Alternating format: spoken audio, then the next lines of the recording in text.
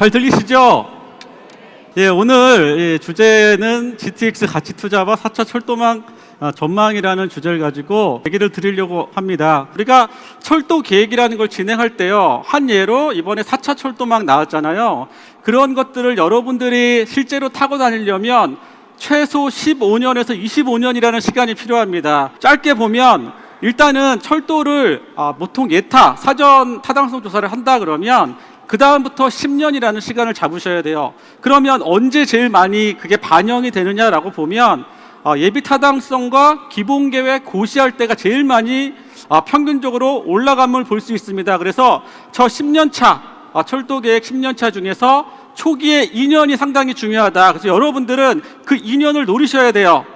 그게 제일 중요하고요. 그 다음에 기본과 실시 설계를 3년 정도 합니다. 공사 5년 정도 하고, 그리고 공사가 완료되면 실제로 시장에서는 그렇게 많은 반응을 하지 않습니다. 철도 계획만 놓고는 저 시간의 흐름을 잘 이해를 해주셔야 된다라고 봐주시고요. 4차 국가 철도망 상반기 6월 달에 발표한 거고, 이게 향후 10년 내에 이러한 노선들을 계획하겠다 그 얘기입니다. 그래서 앞으로 당장 되는 거 아니에요. 그리고 그 노선에 대한 것들만 한 40여 개 정도 나왔어요. 그 40여 개를 다 보실 거냐? 그러실 필요가 없다는 거예요. 그러면 뭐가 지금 필요하고 중요한 노선이냐? 그 얘기를 하러 나왔습니다. 수도권 먼저 얘기를 하면 6개만 먼저 보세요. 첫 번째, 서부권 급행철도 GTX D노선. 지금 예상되는 역은요, 김포 장기역 맞죠? 그 다음에 검단 신도시, 그 다음에 계양역, 그 다음에 부천 종합운동장역, 4개 정도가 거의 가능성이 높다라고 보여집니다. 일단은 지금 김포에 대한 얘기는 많습니다. 과연 언제 될 거냐? 얘기한 지 1년밖에 안 됐어요. 우리 A, B, C 노선 얘기한 지 거의 10년 다 돼갑니다. 이제 1년 됐는데 이거 가지고 뭐 저렇게 끝나는 거냐? 저게 뭐 용산까지 가는 거냐? 단정할 필요 없다라는 얘기예요. A, B, C 노선 다 그런 스토리가 있어 왔습니다. 이제 시작에 불과하다고 보여져요. 내년에 뭐가 있죠? 대선, 지방선거 있죠? 이 얘기 꺼낼까요? 안 꺼낼까요? 안 꺼낼 수 없을 거라고 저는 예측을 합니다. 그러면 결국 어디로 가는 거예요? 서울 남부, 그 다음에 하남 방향, 기존에 검토했던 노선으로 가는 겁니다.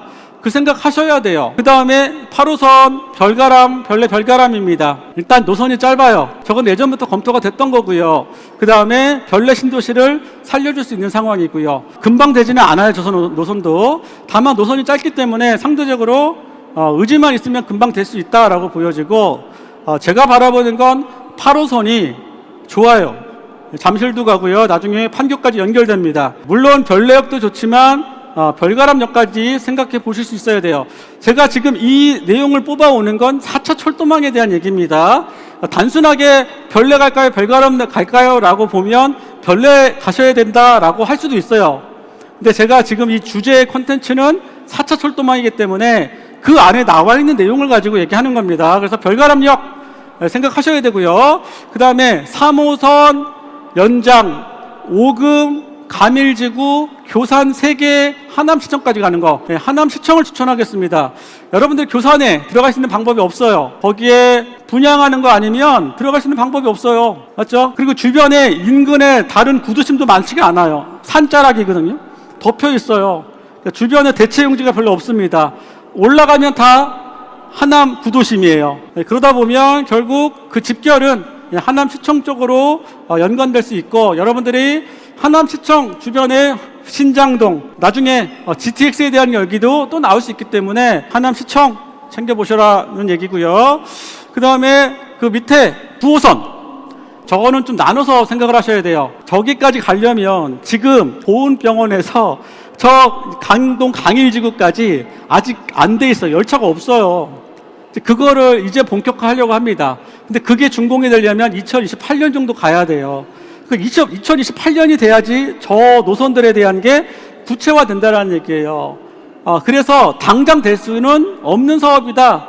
실제 운행이 되는 것들은 아무리 왕숙 신도시와 이신도시가 있다 하더라도 상대적으로 시간은 걸릴 수밖에 없는 거고요. 그 다음에 부천 대장 홍대 입구, 대장 홍대선이라고 합니다. 제가 여기서 추려온 것들을 보면 공통점이 좀 있어요. 다는 아니지만.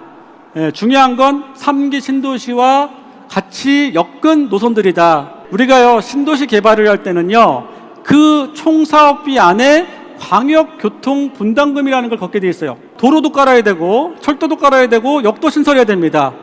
그런데 그 신도시 때문에 그 도로가 생기는 거고 신도시 때문에 그 철도 노선이 생기는 거잖아요.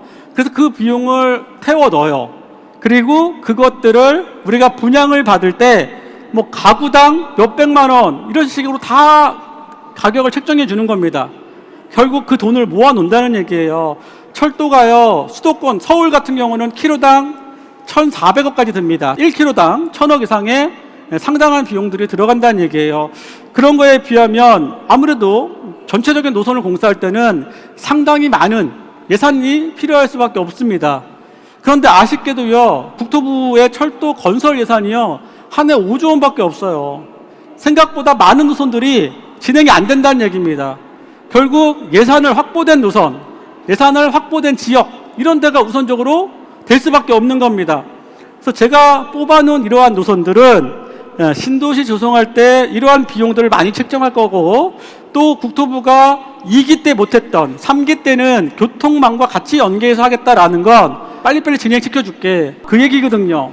그래서 여러분들이 지켜봐야 된다는 얘기입니다. 대장 홍대선 원종사거리라고 있어요. 원종사거리 이 얘기를 하는 이유는 주변에 뭔가 할 게 많다 그 얘기예요. 여기에 있고 옆에 덕은지구를 통해서 홍대까지 가는 상황이고 그 다음에 여기가 DMC 그 다음에 여기가 홍대입니다. 그리고 작년에 현대건설에서 민간사업으로 제안을 했던 부분이어서 상대적으로 대장홍대선이 조만간 이슈 하나 줄 것 같습니다. 마지막으로 비수도권 한 달 전에 국토부가 발표를 합니다.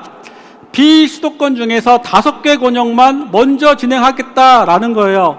그 얘기는 뭐예요? 다른 거는 일단 보지 마시라는 얘기입니다. 어디죠? 부산 쪽, 맞죠? 대구 쪽, 광주 쪽, 대전 쪽, 그 다음에 강원도입니다. 권역별로 하나씩 했다는 거예요.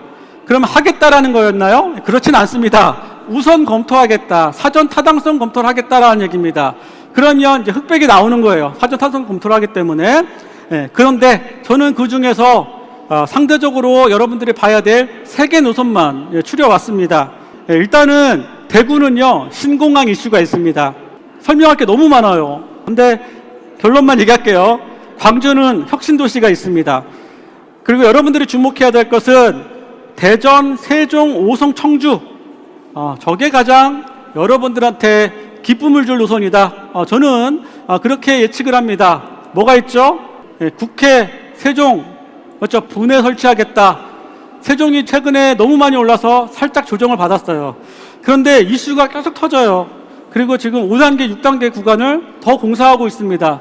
세종시가요 10만에서 시작해서 벌써 인구가 40만이에요. 그에 따른 청주와 관련된 부분들 과연 도심으로 통과할 거냐? 제가 좀 더 구체적인 얘기를 드리고 싶은데 저에게 주어진 50분 여기서 일단은 마무리하도록 하겠습니다.